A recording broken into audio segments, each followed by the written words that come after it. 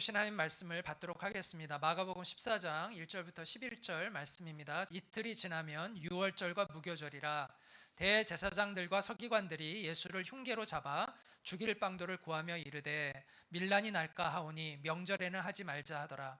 예수께서 베다니 나병 환자 시몬의 집에서 식사하실 때 한 여자가 매우 값진 향유 곧 순전한 나드 한 옥합을 가지고 와서 그 옥합을 깨트려 예수의 머리에 부으니 어떤 사람들이 화를 내어 서로 말하되 어찌하여 이 향유를 허비하는가? 이 향유를 300데나리온 이상에 팔아 가난한 자들에게 줄 수 있었겠도다 하며 그 여자를 책망하는지라. 예수께서 이르시되 가만두라. 너희가 어찌하여 그를 괴롭게 하느냐? 그가 내게 좋은 일을 하였느니라. 가난한 자들은 항상 너희와 함께 있으니 아무 때라도 원하는 대로 도울 수 있거니와 나는 너희와 항상 함께 있지 아니하리라. 그는 힘을 다하여 내 몸에 향유를 부어 내 장례를 미리 준비하였느니라. 내가 진실로 너희에게 이르노니 온 천하에 어디서든지 복음이 전파되는 곳에는 이 여자가 행한 일도 말하여 그를 기억하리라 하시니라. 12 중에 하나인 가룟 유다가 예수를 넘겨주려고 대제사장들에게 가매 그들이 듣고 기뻐하여 돈을 주기로 약속하니 유다가 예수를 어떻게 넘겨줄까 하고 그 기회를 찾더라. 이것은 살아계신 하나님의 말씀입니다. 아멘. 네, 마가복음 시리즈 설교를 계속하고 있습니다. 오늘은 마가복음 14장 1절부터 11절 말씀을 전할 차례입니다. 매우 가난한데 서로 사랑하는 한 부부가 있었습니다. 남편은 아버지 때부터 물려받은 시계를 보물처럼 여기는 사람이었고요. 아내는 길고 아름다운 금발머리를 보물처럼 여기고 있었습니다. 성탄절을 앞두고 이 가난한 부부가 서로에게 선물을 이제 준비하려고 고민하고 있었어요. 그래서 아내는 남편의 이 낡은 시계줄을 바꿔주고 싶은 마음으로 자신의 그 긴 머리카락을 잘라서 그 돈으로 백금 시계줄을 샀습니다. 남편을 위해서. 그녀는 자신이 사준 그 시계줄을 받고 기뻐할 남편을 설레는 마음으로 기다렸습니다. 저녁에 이제 남편이 집에 돌아왔어요. 그런데 집에 돌아온 남편이 그녀의 짧아진 머리카락을 보고 매우 당황해합니다. 그는 정신을 차리고 아내에게 자신이 준비한 선물을 보여줬어요. 그 선물은 뭐였냐면 그녀의 긴 머리카락에 잘 어울리는 그러한 보석이 박힌 머리핀이었습니다. 그녀는 웃으면서 남편에게 머리가 곧 자랄 거라고 그때 하면 된다고 그렇게 위로를 해주었습니다. 이번에는 이제 그녀가 가슴 설레는 마음으로 준비한 시계줄을 남편에게 보여주면서 이렇게 말했습니다. 여보 멋있죠? 그것을 사려고 온 시내를 다 헤맸어요. 이제 당신은 하루에 100번씩 그 시계를 봐도 돼요. 당신 시계를 이리 줘봐요. 시계줄이 시계와 잘 어울리는지 보고 싶어요 라고 그랬어요. 그랬더니 남편이 겸연쩍은 미소를 지으며 이렇게 말했습니다. 선물이 너무 훌륭해서 당신 당장 사용하기에는 아깝구려. 당신에게 선물할 돈을 마련하느라 시계를 팔았다오 이렇게 이야기를 했습니다. 애틋하죠. 이 애틋한 제가 얘기하니까 애틋하지 않나요? 제 아내가 그러는데 저는 웃긴 얘기를 웃기지 않게 하는 은사가 있다고. 감동스러운 이야기를 감동되지 않게 하는 은사가 있다고 하더라고요. 저도 안타깝게 생각합니다. 근데 이 오 헨리라는 사람이 쓴 소설 이야기입니다. 이게 크리스마스의 선물로 번역이 되어 있는데 원 제목은 동방박사의 선물이라고 되어 있어요. 재밌죠? 동방박사의 선물. 정성스럽게 동방박사가 아기 예수를 위하여 준비했던 그 마음들 그런 것을 아마 여기에 이렇게 비유해서 이렇게 제목을 한 것 같아요. 이 사랑은 이처럼 계산하지 않는 것이고 어떤 의미에서는 낭비하는 것입니다. 마가복음 오늘 14장에 나오는 이 여인의 이야기가 그런 이야기죠. 예수님을 향한 사랑과 감사의 마음으로 자신의 것을 아끼지 않고 바친 한 여인의 이야기가 오늘 중심에 나옵니다. 그런데 그 이야기, 그건 되게 감동적인 이야기인데 그 감동적인 이야기를 둘러싸고 있는 앞뒤의 이야기는 좀 침울합니다. 우리 1절과 2절을 같이 한번 읽겠습니다. 시작. 이틀이 지나면 유월절과 무교절이라 대제사장들과 서기관들이 예수를 흉계로 잡아 죽일 방도를 구하며 이르되 밀란이 날까오니 명절에는 하지 말자 하더라. 자, 유월절과 무교절이 지금 나오는데 유월절과 무교절은 같은 명절이라고 보시면 됩니다. 그런데 이 유월절과 무교절에 예수님을 죽이려는 의도가 원래는 없었다는 거예요. 지금 그걸 이야기해주고 있는 거예요. 근데 결국은 이제 예수님이 죽으시죠. 유월절과 무교절은 뭐와 관계된 명절이죠? 이스라엘의 이집트 탈출과 관련되어지는 명절입니다. 그래서 하나님께서 모세를 통해서 이집트 백성들을 이끌어내실 때 그 이집트의 바로 왕에게 가서 우리를 가게 하라고 했더니 반대를 하죠. 그러면서 이제 10가지 재앙이 그 이집트 땅에 임하고 나서야 이제 보내주게 되는데 그 10가지 재앙 중에 마지막 재앙이 뭐냐면 모든 가축이나 사람이나 모든 첫 태생은 다 죽는 겁니다. 그런데 예외가 있는데 이스라엘 백성들은 그 문지방에다가 양의 피를 발라놓으면 여기는 건너가고 나머지는 다 죽었어요. 그래서 이스라엘 백성들만 아무 탈이 없었고 다른 그 이집트의 그 모든 집안은 다 초상이 납니다. 여기서 이제 이게 6월절의 유래인데 6월이라는 말은 건너간다는 뜻이에요.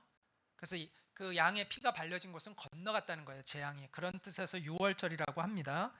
자, 그럼 6월절을 통해 가지고 이제 이스라엘 백성들이 바로가 기겁을 해 가지고 이제 가라고 하죠. 빨리 너희들 나가라 여기서. 그래서 이제 나가게 되는데 갑자기 이렇게 이제 나가게 되다 보니까 누룩을 넣어서 빵을 발효시킬 시간이 없어요. 그래서 누룩이 없는 빵을 만들어서 그들이 그것을 챙겨서 탈출을 합니다. 그래서 그것을 무교절이라고 해요. 그래서 6월절 다음에 바로 무교절이 시작됩니다. 그래서 무교라는 것은 발효제를 넣지 않았다는 뜻이에요. 그래서 이 6월절과 무교절은 한 묶음입니다. 같이 연결되어 있어요. 그래서 이스라엘의 종교 달력으로 1월 14일이 6월절이고 15일부터 7일 동안이 무교절입니다. 이스라엘에는 12살 이상의 모든 남자들은 예루살렘 이 명절에는 예루살렘에 와서 지내야 했습니다. 그래서 예수님과 제자들이 지금 예루살렘에 와 있는 거예요. 그 명절을 보내기 위해서 있는 것입니다. 불과 이 6월절을 이틀 앞두고 있었다고 이야기해주고 있습니다. 자, 종교 지도자들은 대제사장과 바리새인, 그 대제사장과 서기관들은 종교 지도자들인데 그 종교 지도자들은 예수님과 갈등을 하고 있었고 예수님을 대단히 미워하고 있었고 시기하고 있었기 때문에 예수님을 이미 죽일 작정을 하고 있었습니다. 그러나 이 명절에는 안 하려고 했어요. 왜냐하면 밀란이 일어날까 봐 걱정했다라고 이야기를 합니다. 너무나 많은 군중들이 모여 있는데 거기에는 예수님을 좋아하는 사람들도 많았거든요. 그들이 예수님을 해하려고 하면 그들이 들고 일어나서 민중 봉기가 일어날 수도 있고 그러면은 그 로마의 군대가 와서 또 진압을 할 거고 그러면 굉장히 많은 희생이 일어날 것을 염려해서 또 자기들에게도 책임이 있겠죠. 그래서 그들이 그때는 조용히 지내려고 했습니다. 그런데 갑자기 마음이 바뀌어서 예수님을 죽이게 되는데 그 결정적인 계기에 대해서 10절과 11절 오늘 그 마가복음 그 오늘 본문의 끝에 나오는 그 10절과 11절은 이렇게 그 이유를 알려주는데 같이 한번 볼까요? 시작. 12 중에 하나인 가룟 유다가 예수를 넘겨주려고 대제사장들에게 감해 그들이 듣고 기뻐하여 돈을 주기로 약속하니 유다가 예수를 어떻게 넘겨줄까 하고 그 기회를 찾더라. 자, 이 종교 지도자들이 계획을 갑자기 바꾼 이유는 배신자의 등장 때문입니다. 예수님을 체포할 명분이나 기회가 약했는데 이제는 내부 배신자가 등장했기 때문에 얼마든지 자기들이 원하는 대로 조작할 수 있고 뒤집어 씌울 수가 있었기 때문에 좋은 기회를 맞이했다고 생각한 것이죠. 그래서 그들은 돈을 주고 그 유다를 돈을 주기로 합니다. 아마 유다가 돈을 요구했을 가능성이 많죠. 자, 얼핏 보면 우리는 여기서 악인들이 형통하는 것 같이 보이죠. 예수님을 미워하고 모함하고 있는 자들의 뜻이 이루어지는 것처럼 보입니다. 그러나 실제로는 하나님의 뜻이 이루어지고 있다는 것을 알아야 합니다. 종교 지도자들은 예수님을 유월절을 앞두고 죽일 계획이 없었습니다. 그러나 하나님께서 예수님의 십자가의 죽음, 그 구속적인 죽음, 여기서 말하는 구속이라는 건 죄의 값을 지불하고 건져낸다는 의미인데, 우리를 죄에서 자유케 해주시는 그 죽음을, 또 예수님의 부활을 예루살렘에 사람들이 모여 있을 때 그 사건을, 십자가의 사건을 많은 사람들이 볼 수 있도록 하셨다라는 것이죠. 악인의 목적대로 일이 이루어지고 있는 것이 아니라, 그렇게 겉으로는 보이지만 하나님의 뜻이 이루어지고 있었다는 것을 우리는 알아야 합니다. 그래서 하나님께서 한 여인을 구별하셔서 그녀로 하여금 예수님의 장례를 준비하도록 하셨습니다. 그에 관한 내용이 3절부터 9절에 나오는 내용인데요. 이 그림은 이제 가룟 유다가 그 종교 지도자들에게 찾아가서 이제 예수님을 배신하는 내용을 그림으로 그린 건데요. 3절부터 9절에 가면은 이제 예수님의 장례를 준비하는 역할을 한 한 여인의 이야기가 나옵니다. 예수께서 베다니 나병 환자 시몬의 집에서 식사하실 때 한 여자가 매우 값진 향유, 곧 순전한 나드 한 옥합을 가지고 와서 그 옥합을 깨뜨려 예수의 머리에 부으니, 어떤 사람들이 화를 내어 서로 말하되 어찌하여 이 향유를 허비하는가? 이 향유를 300데나리온 이상에 팔아 가난한 자들에게 줄 수 있었겠도다 하며 그 여자를 책망하는지라. 예수께서 이르시되 가만두라. 너희가 어찌하여 그를 괴롭게 하느냐? 그가 내게 좋은 일을 하였느니라. 가난한 자들은 항상 너희와 함께 있으니 아무 때라도 원하는 대로 도울 수 있거니와 나는 너희와 항상 함께 있지 아니하리라. 그는 힘을 다하여 내 몸에 향유를 부어 내 장례를 미리 준비하였느니라. 내가 진실로 너희에게 이르노니 온 천하에 어디서든지 복음이 전파되는 곳에는 이 여자가 행한 일도 말하여 그를 기억하리라 하시니라. 자, 여기서 누구의 집이냐면 베다니 나병 환자 시몬의 집이라고 표현되어 있죠. 베다니는 예수님이 죽은 나사로를 살려주신 곳이 그 베단입니다. 그래서 나사로의 집이 있는 곳이 베단이었고, 예수님이 예루살렘에 낮에는 들어갔다가 저녁이 되면 어두워지면 베단이로 돌아와서 거의 크게 이제 멀리 떨어져 있지 않거든요. 그래서 베단이에 와서 거기에 있는 지인들의 숙소에서 머무셨는데, 여기 본문에 보니까 여기 나병 환자 시몬의 집이라고 나옵니다. 그러니까 나사로의 집이 아닌 시몬의 집인데 앞에 나병 환자가 있었다고 얘기하는 걸 보니까 아마 예전에 나병 환자, 심각한 그 당시에 심각한 피부병을 나병 환자라고 했어요. 지금으로 치면 한센병일 수도 있고 아주 심각한 그 피부병일 수도 있어요. 근데 그걸 다 이제 통틀어서 나병이라고 얘기했는데, 아마 예수님이 그를 치유해 주신 것 같아요. 그래서 아마 예수님과 관계가 되고 예수님이 그 집에 머무셨던 것 같고, 거기에 나사로의 집과도 매우 가까운, 뭐 한 동네 사람이니까 가까운 사이였고, 그래서 나사로와 그 가족들도 이곳에 같이 있었습니다. 여기 본문에는 마가복음엔 나오지 않지만 요한복음을 보면 이제 그게 나와 있는데요. 그렇게 같이 하고 있었습니다. 근데 예수님께서 식사하실 때 한 여인이 다가와서 예수님께 머리에 이제 향유를 붓는데, 옥합을 깨뜨려서 향유를 예수님의 머리에 부었는데, 요한복음 12장에 똑같은 본문이 기록되어 있는데, 똑같은 내용이 기록되어 있는데, 요한복음 12장에 보면 그 여인이 누구였는가가 나오는데, 그 여인이 그 죽었다가 살아난 나사로의 누이였던 마리아라고 나옵니다. 그리고 또 요한복음에는 예수님의 발에 이 향유를 부었다라는 게 나와요. 그리고 자기의 긴 머리로 그 예수님의 발을 닦았다라고 되어 있는데, 아마도 이 두 가지가 다 사실이겠죠. 머리에도 붓고 발에도 부었다고 이렇게 생각하면 될 것 같아요. 옥합이라는 것은 이처럼 주둥아리가 얇은 겁니다. 그러한 병을 옥합이라고 하는데, 왜 옥합을 깨뜨렸느냐? 향유를 완전히 마감했어요. 석고로. 그래서 그 당시는 우리처럼 지금처럼 이렇게 마음대로 이렇게 병이 이렇게 된 게 아니기 때문에 거기를 다 석고로 완전히 막아놓는 거예요. 향유니까. 그러면 이제 그 향유를 쓰려면 석 위에를 부셔버려야 돼요. 깨는 거예요. 깨서 이제 그거를 갖다가 부어서 사용했던 것입니다. 그러니까 그 안에 있는 향유를 사용하기 위해서 옥합의 주둥아리를 깬 거예요. 그런 의미예요. 이 당시에 나드는요, 인도에서 수입하는 것이었다고 합니다. 지금도 그 나드, 인터넷에 저게 쳐보니까 지금도 나드 향유 기름을 팔더라고요. 관심 있는 분들은 한번 구입해 보세요. 좀 뭐 어떤지 모르겠는데, 이 나드가는 매우 값비싼 향유였습니다. 근데 순전한 나드라고 하니까 100% 나드였다라는 의미겠죠. 당시에 이 머리나 발에 기름을 붓는 일은 귀한 손님을 대접하는 것이었는데, 나드를 사용하는 일은 흔하지 않았다고 합니다. 그렇게 값비싼 나드를 사용하는 일은 흔치 않은 일이었습니다. 제자들은 이 나드를 통째로 예수님께 붓는 걸 보고 화를 냅니다. 왜 화를 냈죠?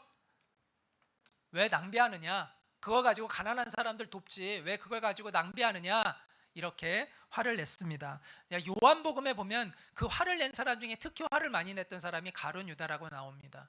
그러면서 거기엔 설명이 나오는데, 가룟 유다가 책망한 것은 실제로는 가난한 사람들 핑계를 댔지만 가난한 사람들을 위해서가 아니라 자기가 돈을 뒤에서 재정을 맡고 있었거든요.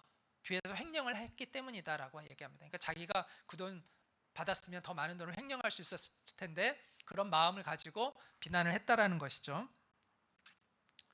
가룟 유다가 예수님께 향유를 부은 그 여인을 비난한 것은 그의 더러운 욕심 때문이었습니다. 그런데 몇몇 사람들은 동조를 했어요.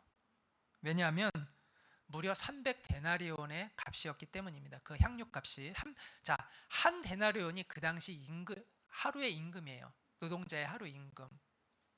그러니까 300데나리온이면 지금 우리가 만약 10만 원이라고 친다면 하루 임금을, 그럼 300만 원 정도인 것이죠. 상당히 큰 금액을 한 번에 쏟아 부은 거죠. 그래서 그녀가 지나치게 낭비했다라고 보는 관점을 가진 사람들이 가룟 유다 말고도 있었던 것이죠. 하지만 예수님은 그녀를 괴롭히지 말라 이렇게 말씀을 하셨습니다. 그녀가 나에게 아름다운 일을 한 것이다. 가난한 사람들은 너희와 계속 있겠지만 나는 너희를 못 본다. 그러니까 죽음을 얘기하고 계신 거예요. 그래서 그녀는 자기가 할 일을 한 거다. 내 장례를 준비한 것이다. 물론 그녀가 예수님이 곧 죽을 걸 알고 그랬을까요? 그건 아니죠. 그녀는 몰랐어요. 그런데 그 감동이 있어가지고 그런 일을 했는데 그 의미가 나의 죽음을 준비하는 것이라고 예수님이 설명해 주신 거예요. 그 의미를. 그러면서 놀라운 은총을 그녀에게 주셨는데 그게 뭐죠? 복음이 전해지는 곳마다 그녀의 이야기가 전해질 것이다. 그래서 사람들이 계속해서 그녀를 기억하게 될 것이다. 이렇게 이야기해 주셨습니다.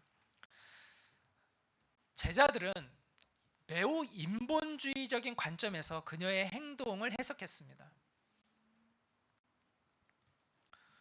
우리도 자칫하면 그럴 수 있는 것 같아요.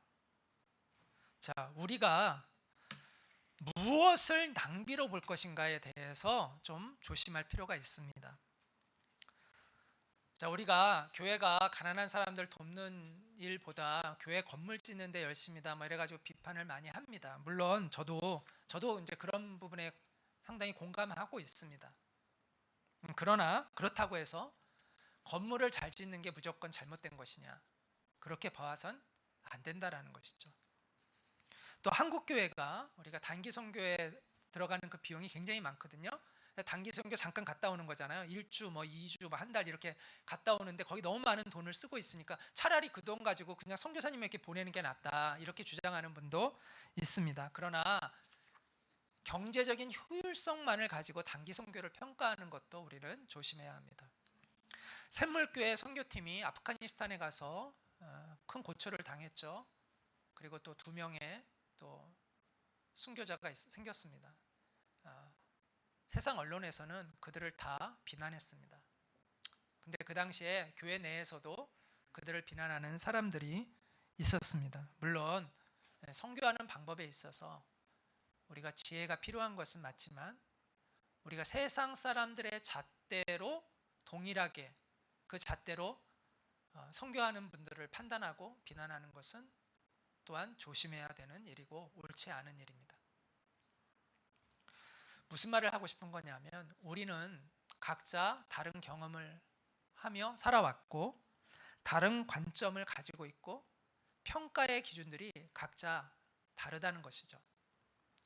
나의 평가 기준으로 옳고 그름을 판단하는 것을 우리는 매우 조심해야 합니다. 그래서 성경은 여러 번 함부로 다른 사람을 판단하거나 비판하지 말라고 말씀하고 있는 것이죠. 우리가 성경에서 지난번에 제가 강조한 대로 무엇은 판단해야 돼요? 죄의 문제, 진리의 문제는 우리가 판단해야 됩니다. 자, 그런데 우선순위의 문제, 무엇이 보다 바람직하느냐의 문제는 함부로 판단하면 안 돼요. 근데 대부분 교회 안에서 뭘 가지고 갈등하고 뭘 가지고 다투냐 하면 진리의 문제, 죄의 문제는 문제가 아니라 대부분 우선순위의 문제, 뭘 우선순위로 둘 것이냐, 또 보다 최선이 무엇이냐에 대한 각자의 나름의 견해를 가지고 엄청 싸웁니다. 뭐 직장도 마찬가지고 대부분요, 가정도 마찬가지고 대부분 갈등이 어떤 일이냐면 진리의 문제, 죄의 문제라기보다는 사소한 문제들이에요.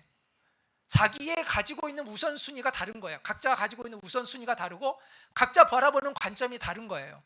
자기가 느끼는 최선이 다 다른 거예요. 그걸 가지고 지나치게 다투고 싸우고 갈등하고 정죄하고 비난하는 경우가 너무 많아요. 그런데 그러면 안 된다는 것이죠. 나와 다르게 말하는 사람, 나와 다르게 행동하는 사람을 우리가 함부로 비난하면 안 됩니다. 하나님은 우리의 말과 행위보다 우리의 마음 깊은 곳에 있는 동기를 중요하게 여기십니다. 왜냐하면 하나님은 그걸 아시니까. 가룟 유다가 한 말 자체가 틀리나요? 옳은 말이에요. 그것을 팔아서 가난한 사람들에게 주면 더 좋겠다. 이 말이요, 굉장히 합리적이고요. 심지어 굉장히 정의로워요. 그렇죠? 그러나 내뱉는 그의 마음은 악한 것이었습니다. 그의 속마음은 탐욕이었어요. 겉으로는 정의로워 보였지만 한편 값비싼 향유를 한 번에 다 부어버린 그 마리아의 행위는 많은 사람들이 볼 때는 매우 비상식적으로 보입니다. 그러나 그녀의 중심은 진실한 주님을 향한 사랑이었다는 것이죠. 그래서 예수님은 가룟 유다의 편이 아니라 그녀의 편을 드셨습니다. 자, 어떤 두 사람이 서로 이렇게 다른 이야기를 하는데 두 사람 서로 반대되는 이야기를 했는데 두 사람 마음이 다 순전해요. 다 순수해요. 그럼 주님은 누구의 편을 드실까요? 두 사람 모두의 편을 드실 거라고 생각합니다. 그러나 순수하지 않은 사람이 있다면 주님은 그 순수하지 않은 사람의 편은 드시지 않을 것입니다. 그러므로 옳은 말과 옳은 행위를 하는 것보다 더 중요한 것은 옳은 마음을 품는 거예요. 자, 우리는 사실 누가 어떤 마음으로 그 얘기를 하는지 판단하기가 어렵기 때문에 우리는 모르지만 주님은 아십니다. 우리가 겉으로 옳은 말을 하고 옳은 행동을 하는 것보다 더 중요한 것은 우리의 마음의 내부에 있는 마음이라는 것이죠. 주님은 그걸 알고 계십니다. 여러분은 주님을 위해서 헌신하며 살고 있나요? 그럼 여러분의 그 마음의 동기는 무엇입니까? 중요한 것은 동기입니다. 가룟 유다도요, 겉으로 보면 정말 헌신적이었습니다. 겉으로 보면 자기의 모든 걸 포기하고 지금 예수님을 따르고 있는 거예요. 하루 종일 예수님을 따라다니는 사람은 가룟 유다지 마리아가 아니잖아요. 겉으로 보면 가룟 유다가 훨씬 더 헌신된 삶을 살고 있어요.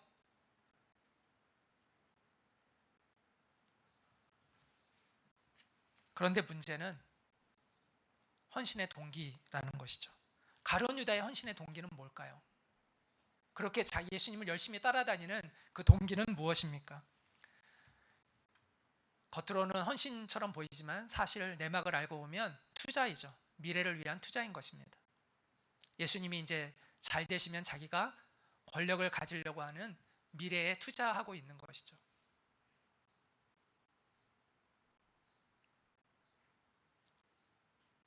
보상에 대한 기대 심리 때문에 그는 헌신하고 있는 것입니다. 여러분의 헌신의 동기는 무엇입니까? 여러분이 정말 주님을 위해서 살고 있다면, 그리고 여러분이 신앙생활을 열심히 하고 있다면 여러분은 어떤 마음가짐으로 그렇게 하고 있는 것입니까? 이미 하나님께 받은 그 감격, 그 구원의 감격 때문인가요? 아니면 앞으로 받을 보상에 대한 기대 때문인가요? 어떤 사람들은 하나님께 이미 받은 그 은덕에 감격해가지고 헌신하기보다는 앞으로 하나님께 받을 그 혜택을 기대하며 헌신하는 경우가 있습니다. 또 어떤 헌신의 동기는 하나님과 이웃에 대한 사랑이라기보다는 자기의 열등감, 자기의 외로움, 자기의 내면의 상처 때문일 수 있습니다. 그래서 사람들로부터 인정받고 싶은 마음 때문에 열심을 낼 수 있어요. 다른 데서는 인정을 못 받고 그래도 여기에서는 인정을 받을 수 있을 거라는 그 외로움, 자기의 외로움을 채우고 자기의 열등감과 상처 때문에 열심을 내는 경우도 있을 수가 있어요.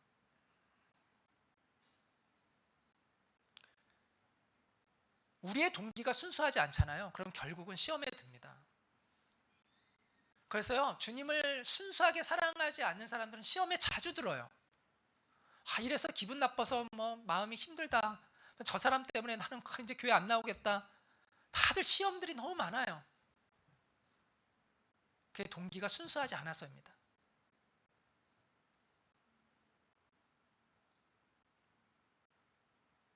경우에 따라서는 예수님을 배신할 수도 있습니다. 가룟 유다가 그랬잖아요. 우리 안에 있는 그 헌신의 동기를 점검해야 합니다. 사랑 때문에 헌신하고 있는지, 두려움 때문에 헌신하고 있는 것인지 점검해 보십시오. 감사함 때문에 여러분이 헌신하는 건지 아니면 죄책감 때문에 헌신하고 있는지를 돌아보십시오. 기쁨 때문에 헌신하고 있는지 아니면 외로움 때문에 헌신하고 있는지를 돌아보십시오. 그래서 여러분의 동기가 순수하지 않다면 회복되어야 합니다. 제가 어느 날 제 모습을 보면서 회개했던 적이 있었습니다. 제가 제 내면을 이렇게 보니까 내가 예수님을 정말 순수하게 사랑하지 못하고 있구나라는 걸 발견을 했습니다. 왜냐하면 예수님께 계속 무언가를 바라고 있더라고요. 나는 이미 평생 갚을 수 없는 그 빚을 주님께 졌는데 계속해서 감사하기보다는 불평이 많고 계속해서 주님께 무엇을 바라는 그런 마음의 중심이 그런 것이 있다는 것을 발견하면서 그날 주님 앞에 회개하고 제 마음이 순수하게 회복되기를 기도한 적이 있었습니다.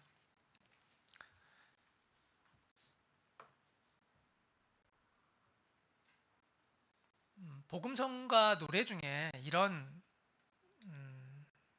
가사가 있어요. 예수님이 좋은 걸 어떡합니까? 제가 예전에 이 찬양은 유난히 생각나는 게 제가 기차를 타고 있었는데 젊었을 때 갑자기 어떤 분이 차 안에 이렇게 승객들이 다 이렇게 앉아 있는데 한 분이 그 기타를 탁 들고 일어나더라고요. 그랬더니 예수님이 좋은 걸 어떡합니까? 이 찬양을 탁 부르고 앉더라고요. 되게 멋있더라고요. 그때 생각이 납니다. 예수님이 좋은 걸 어떡합니까? 라는 찬양 가사가 있는데 만약에 옥합을 깨트린 그녀에게 누가 왜 당신은 그렇게 합니까? 라고 왜 그렇게 합니까? 왜 아낌없이 그렇게 부었느냐라고 묻는다면 이렇게 얘기하지 않을까요? 예수님이 좋은 걸 어떡합니까? 이 세상에 그 누구보다 그 무엇보다 예수님이 좋은 걸 어떡합니까? 이렇게 얘기하지 않았을까 싶어요. 그녀는 예수님께 더 무엇을 받지 못해서 안타까워했던 사람이 아니라 예수님께 무엇을 더 드리지 못해서 안타까워했던 그러한 사람이었던 것이죠. 그것이 진정으로 예수님의 사랑을 경험하고 아는 사람이 아닐까라는 생각을 합니다. 제가 우연히 TV의 모 프로그램을 보다가 이제 좀 오래된 얘기인데요. 어떤 젊은 잘생긴 탤런트 아들이 엄마를 데리고 이제 온양 온천에 이렇게 가는데 차에서 이제 서로 이야기를 나누는 거예요. 근데 그 엄마가 아들에게 엄마가 너에게 해준 것이 없어서 늘 마음이 아파라고 하면서 막 울더라고요. 그러니까 그 아들이 엄마를 울지 말라고 다독이면서 뭐라고 말을 했냐면 이렇게 얘기하더라고요. 엄마는 나를 이렇게 잘생기게 낳아주었잖아. 나는 이미 엄마한테 다 받은 거야. 나는 엄마한테 이미 다 받은 거야. 이제는 내가 엄마한테 갚을 것만 남았어. 그 아들이 되게 멋있게 이야기하더라고요. 우리는 하나님에게 어떤 자녀일까요? 하나님은 당신의 아낌없는 사랑을 우리에게 이미 보여주셨습니다. 예수님의 십자가는 바로 그것을 의미합니다. 그래서 성경은 요한일서, 예수님의 제자 요한이 쓴 편지죠. 이 요한일서에 보면 이런 고백을 합니다. 하나님의 사랑이 우리에게 이렇게 나타난 바 되었으니 어떻게 나타났냐 하면 십자가를 얘기합니다. 하나님이 자기의 독생자를 세상에 보내심은 그로 말미암아 우리를 살리려 하심이라. 사랑은 여기 있으니 우리가 하나님을 먼저 사랑한 것이 아니라 하나님이 우리를 먼저 사랑하셔서 우리 죄를 속하기 위하여 우리의 죄의 값을 지불하고 우리를 건져내 주시기 위하여 화목제물로 하나님과 우리를 화목하게 하는 그 제물로 그 아들을 보내셨습니다. 하나님은 우리를 살리기 위해서 가장 소중한 독생자를 세상에 보내셨습니다. 그리고 예수님은 기꺼이 우리를 위해 이 땅에 오셨고 우리의 죄값을 대신하여 십자가에서 죽음으로 갚아 주셨습니다. 우리가 의로울 때 우리를 위해서 죽어주신 것이 아닙니다. 우리가 사랑받을 만할 때 우리를 위해 죽어주신 것이 아닙니다. 우리가 연약할 때, 우리가 아직 죄인 되었을 때, 우리가 의롭지 못하고 불의할 때, 우리가 하나님의 뜻을 거역하며 불순종하며 살 때 예수님께서 우리를 위해 자신을 아낌없이 내어 주신 것이죠. 그게 십자가이죠. 우리는 사실 다 받은 것입니다.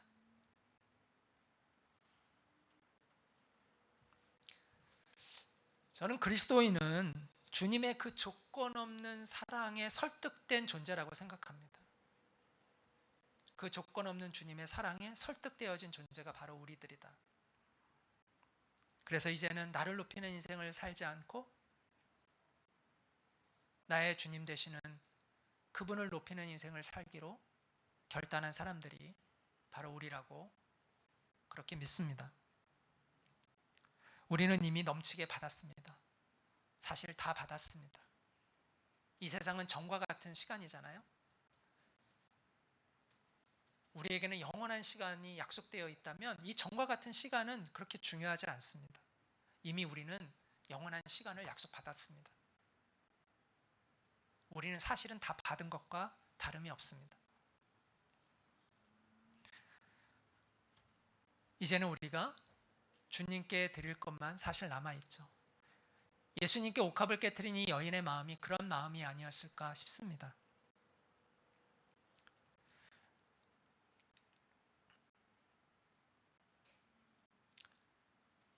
그래서 이 주님의 사랑을 깨달은 사람들의 고백은 예수님 한 분이면 충분합니다 라는 고백입니다. 우리가 평생 지켜가야 할 마음은 바로 이 고백의 마음인 것 같습니다. 예수님 한 분이면 충분합니다 라는 고백이 우리가 지켜가야 할 고백이라고 생각합니다.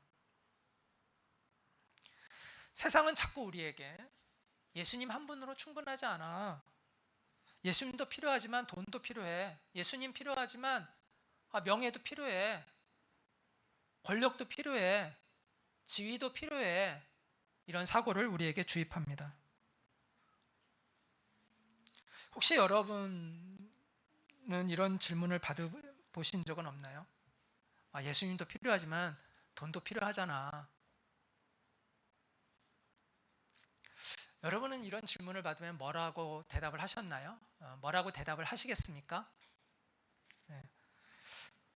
제가 얼마 전 제가 이 설교 준비하다가 제 아내에게 갑자기 물었어요. 당신은 예수님도 필요하고 돈도 필요해? 라고 물어봤어요. 그랬더니 그런 시험 드는 질문 하지 말라고 하더라고요.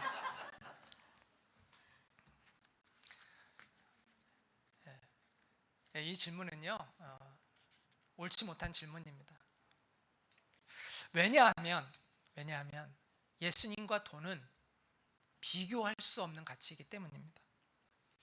자, 중환자실에 어떤 환자가 지금 사경을 헤매고 있어요.